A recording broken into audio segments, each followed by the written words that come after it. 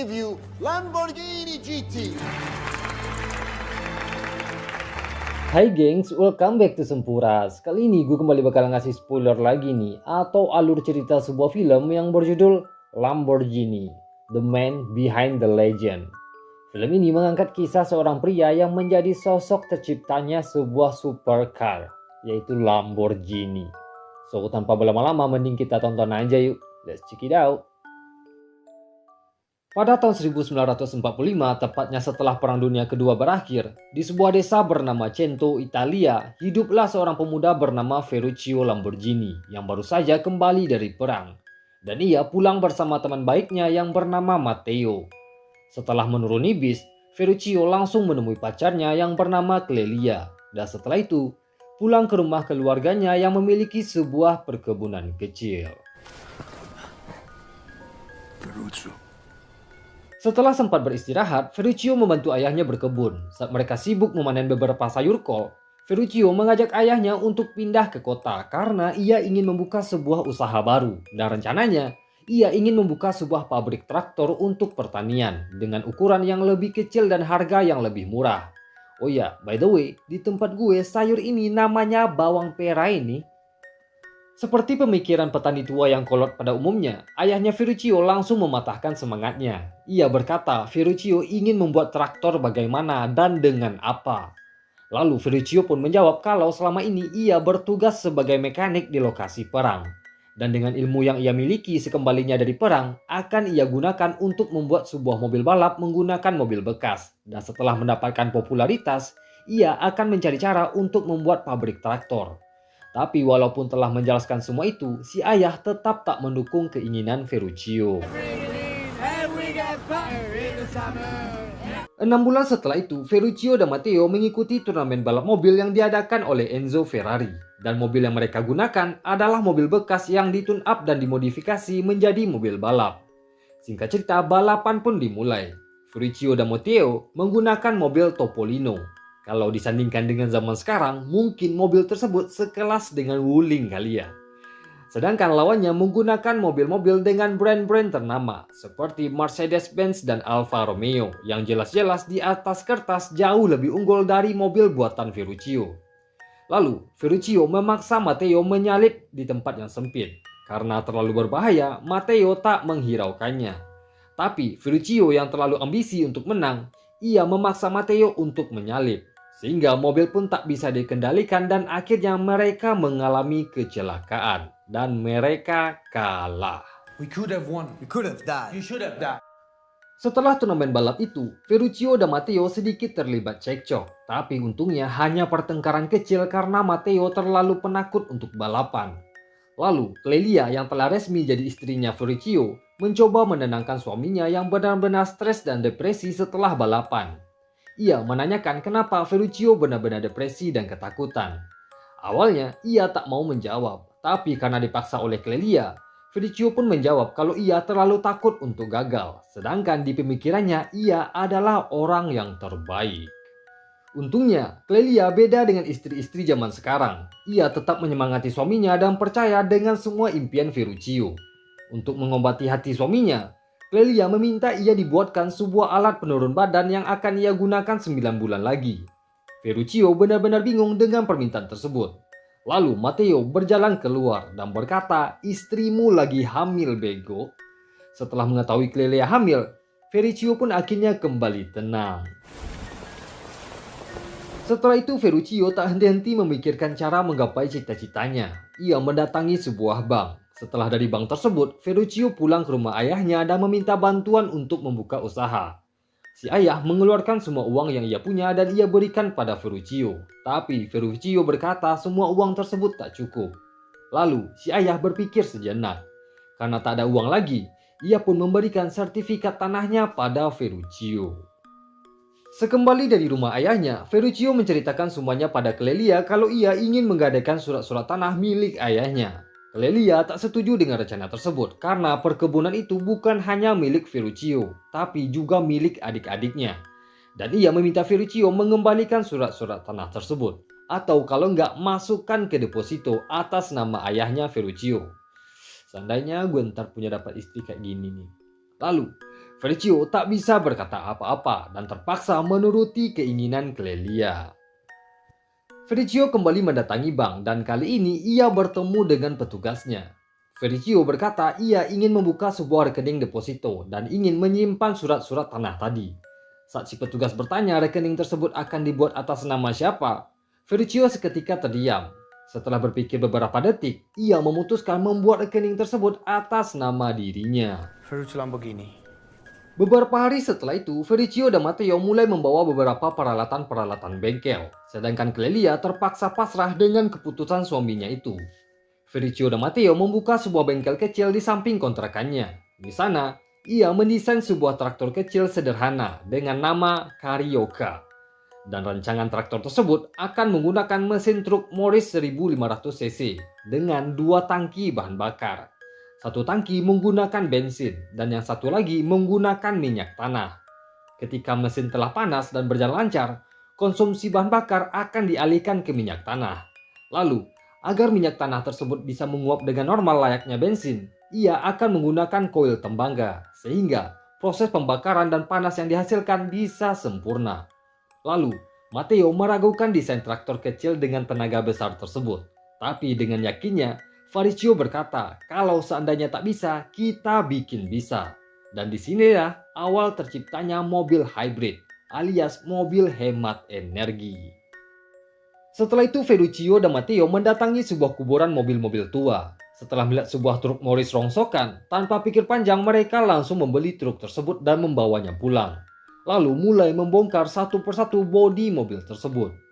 Saat mereka asik bekerja, Matteo melihat seorang gadis bernama Anita dan ia langsung terpesona melihat gadis tersebut. Ferruccio menyuruh Matteo mendekatinya, tapi karena Matteo penakut, ia pun hanya berani memandanginya dari jauh.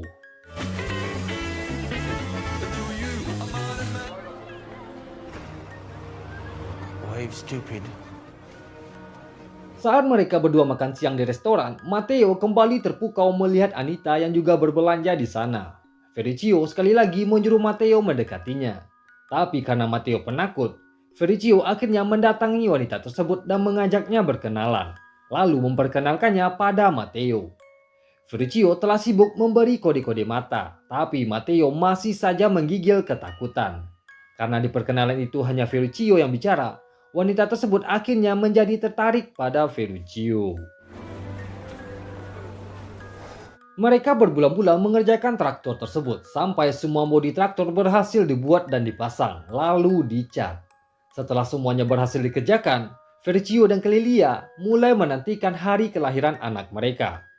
Clelia meminta Ferruccio besok tak pulang terlambat, tapi di keesokan harinya, karena traktor telah selesai, Ferruccio mampir ke sebuah tukang pahat dan ia memesan brand untuk logo traktornya.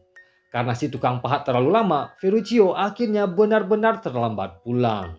Di sisi lain, Clelia telah mengalami kontraksi dan ia telah berjam-jam menanti suaminya pulang. Lalu saat Ferruccio telah mendapatkan logo Lamborghini yang ia pesan, ia pun langsung bergegas pulang. Tapi saat sampai rumah, ia diberitahukan kalau Clelia mengalami pendarahan dan telah dilarikan ke rumah sakit. Ferruccio langsung berlari ke rumah sakit. Tapi sayang karena pendarahan Clelia tak bisa dihentikan, ia pun akhirnya menghembuskan nafas terakhirnya setelah si anak lahir.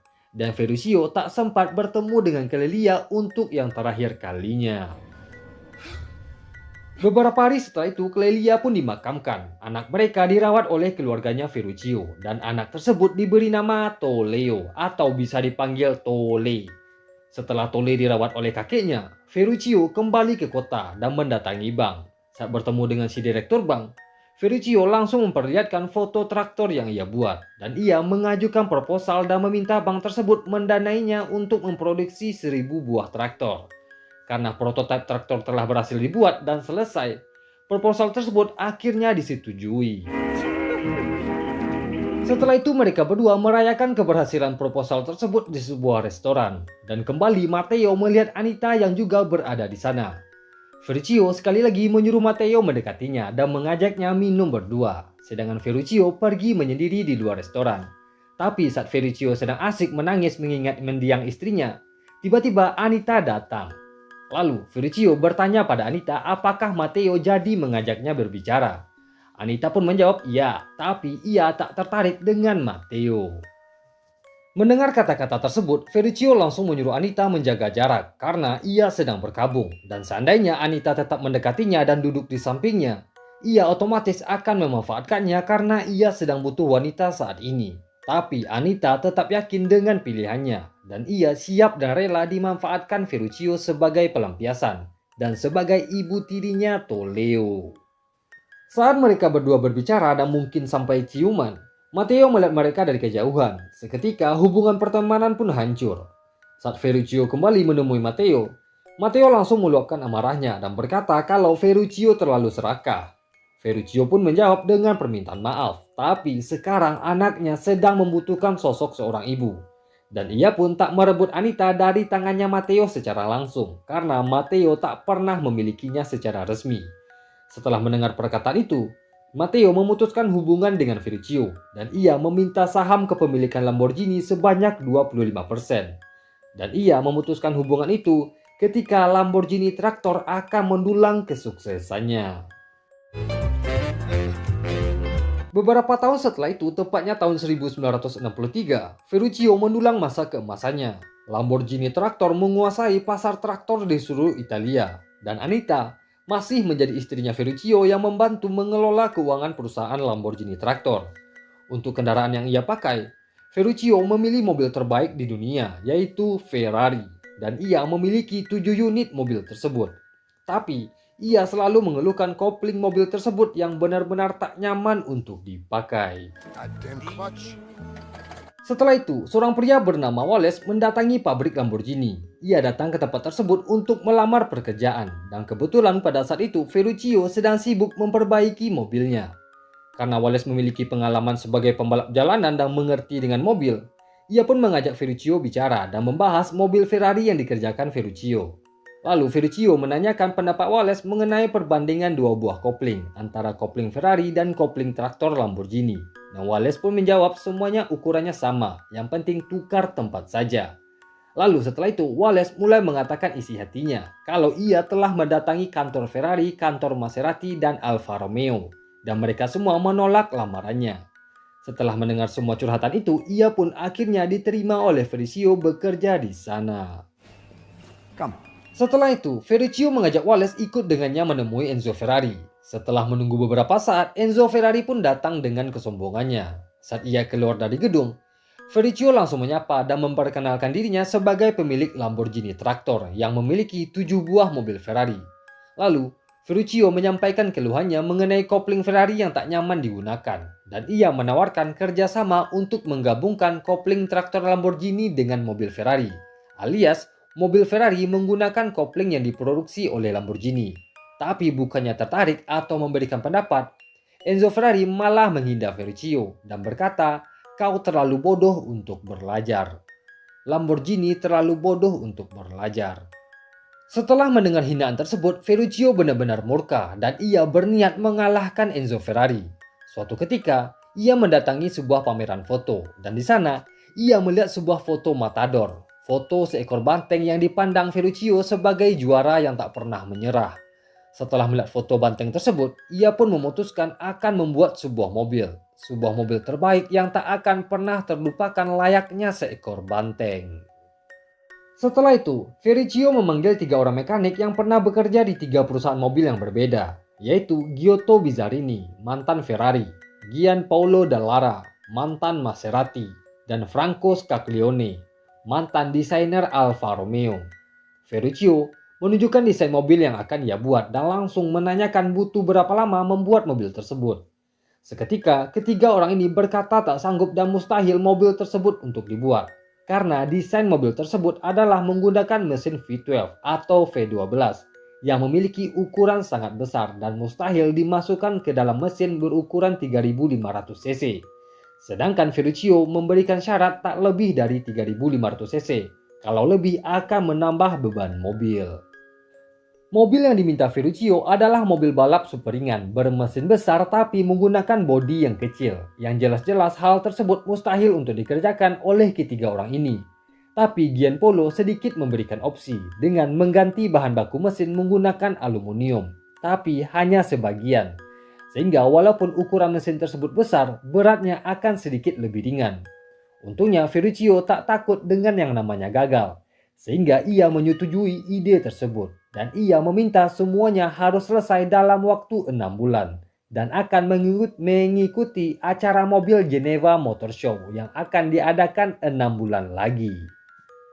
Ketiga orang ini langsung mengatakan Ferruccio benar-benar telah gila. Mereka disuruh membuat mobil dari nol, tapi hanya diberikan waktu selama 6 bulan. Tapi lagi-lagi Ferruccio sang petarung yang pantang menyerah memotivasi mereka.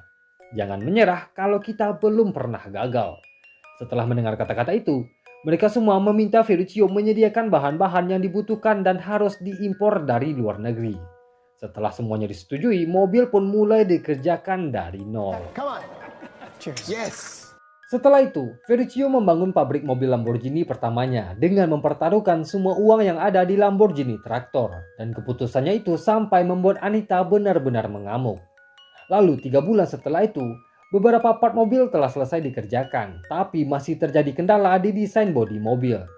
Franco mendesain bagian depan mobil tersebut terlalu besar, sehingga Ferruccio menolak desain tersebut dan mengatakan ide tersebut lebih mirip terlihat seperti marshmallow. Franco benar-benar kecewa dengan pernyataan Ferruccio, padahal desain tersebut adalah ide terbaik yang ia miliki. Lalu Ferruccio pergi menemui Franco yang murung dan menyendiri. Ia menyemangati rekannya tersebut dan berkata kalau ia tak membenci Franco, hanya saja ia tak menyukai desain yang ia berikan. Lalu Ferruccio mengatakan Franco adalah desainer terbaik di dunia dan ia hanya perlu merubah sedikit desain yang ia berikan. Franco pun tak bisa berkata apa-apa mendengar motivasi dari Ferruccio. Setelah itu blok mesin nyaris hampir selesai dibuat, tapi satu masalah yang ditemui Ferruccio. Ia melihat karburator terlalu tinggi sehingga akan membuat kap mobil menjadi lebih tinggi dan akan terlihat jelek. Ia pun menyuruh Gian merubah posisi karburator menjadi horizontal dan cari tahu caranya tanpa harus memulai dari nol lagi. Suatu malam, Ferruccio sedang duduk-duduk di restoran bersama Wallace dan ia pun sedang sibuk menggambar sebuah lukisan, yaitu lukisan seekor banteng. Ketika ia menunjukkan gambar tersebut pada Wallace, ia pun menyukainya. Setelah desain logo tersebut dipuji, Ferruccio memberikan desain itu pada seorang tukang pahat dan ketika selesai, seperti inilah hasilnya. Gambar banteng yang selalu kita lihat di moncong mobil Lamborghini. Beberapa minggu setelah itu, Franco kembali memberikan desain terbarunya dan Ferruccio benar-benar menyukai desain tersebut. Setelah desain itu disetujui, pengerjaan rangka dan bodi mobil mulai dikerjakan. Karburator yang tinggi tadi akhirnya lokasinya dipindah ke samping mesin.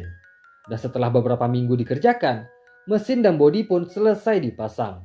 Dan di proses terakhir ketika pemasangan kap mobil, untungnya semuanya pas sesuai keinginan Ferruccio.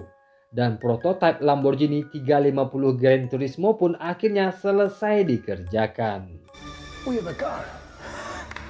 Baru saja mereka semua lega mendengar semuanya sesuai keinginan Ferruccio. Seketika Ferruccio langsung menyuruh mereka semua memikirkan proyek selanjutnya. Dan mobil berikutnya akan diberi nama Miura. Dan harus terlihat sebagai mobil terindah di dunia. Sesuai dengan Lamborghini Miura yang kita kenal saat ini sebagai mobil dengan desain terindah yang pernah kita dengar. Beberapa hari sebelum acara Geneva Motor Show diadakan, Ferruccio menghadiri sebuah pesta. Di sana, ia hanya sibuk menggambar mobil Lamborghini Miura yang entah kapan akan ia kerjakan. Saat ia sibuk menggambar, tiba-tiba seorang wanita sangean mendekatinya. Ferruccio yang hanya peduli dengan mobil Miuranya, ia menjadikan wanita tersebut sebagai inspirasi untuk bagian depan mobil tersebut. Saat ia menunjukkan hasil lukisannya, tiba-tiba Anita datang. Dan karena Ferruccio telah berulang kali ketahuan selingkuh dan bercinta dengan wanita lain, Anita pun akhirnya mengamuk di pesta tersebut dan ia meminta cerai. Setelah kejadian itu, mereka berdua akhirnya berpisah. Setelah itu, uji coba Lamborghini 350 Gran Turismo pun dilaksanakan dan dikendarai oleh Wallace yang dari jauh hari telah meminta pada Ferruccio agar ia yang mengujinya pertama kali. Setelah mobil tersebut digeber sekencang mungkin, Ferruccio akhirnya benar-benar puas dengan performa mobil tersebut dan ia meminta warnanya harus hijau ketika dipamerkan di Geneva Motor Show. It's everything we want. Geneva Motor Show pun diadakan. Para wartawan mulai sibuk mewawancarai Ferruccio karena pertama kalinya perusahaan Lamborghini meluncurkan sebuah mobil. Sehingga Enzo Ferrari pun tak diperdulikan oleh semua pengunjung yang datang. Saat ia tengah asik diwawancarai, Ferruccio menyuruh karyawannya memberikan sebuah kertas pada Enzo Ferrari. Dan kertas tersebut berisi gambar seekor kuda yang diewek oleh seekor banteng. Setelah memberikan kertas tersebut, Ferruccio memperkenalkan Lamborghini 350 GT miliknya yang terlihat benar-benar indah dan menawan. Lalu, Ferruccio berkata, "Kalau kau ingin menjadi seseorang, belilah Ferrari. Tapi kalau kau telah menjadi seseorang, belilah Lamborghini." Setelah acara Geneva Motor Show tersebut, Lamborghini benar-benar mendulang kesuksesannya. Ia menguasai produksi mobil-mobil balap dan bersaing dengan Ferrari. Setelah berjalan 10 tahun, Italia mengalami resesi. Ekonomi negara tersebut benar-benar terpuruk. Karena kebijakan pemerintah yang tak berpihak pada perusahaan industri, membuat Ferruccio terpaksa memotong upah semua buruh karyawannya dan beberapa harus di PHK. Karena Ferruccio terkenal dengan bos yang memanusiakan karyawannya, ia akhirnya memutuskan menjual semua kepemilikan sahamnya di Lamborghini. Tapi dengan syarat nama Lamborghini harus dipakai selamanya. Ferruccio membagi hasil penjualan sahamnya itu pada Tolle dan saudara-saudaranya. Sebagian untuk Tolle dan sisanya untuk saudara Ferruccio. Setelah menjual sahamnya itu, Ferruccio dilantik sebagai duta buruh nasional. Dan ia menghabiskan hari tuanya dengan menikmati hari tua di perkebunan anggur. Walaupun telah meraih semua mimpi dan kejayaannya, Ferruccio masih belum merasakan kebahagiaan yang sempurna karena tak menikmatinya bersama Clelia dan Matteo. Oke geng, sekian sedikit spoiler film Lamborghini. Gimana, keren gak kisahnya? Tentunya ada beberapa kata-kata motivasi yang bisa bikin kita mikir. Nah, kalau kamu suka jangan lupa pencet tombol like-nya ya. Dan buat kamu yang belum subscribe ini jangan lupa subscribe. Biar gue makin semangat upload dan kamu gak ketinggalan spoiler-spoiler film-film keren lainnya. So, thank you.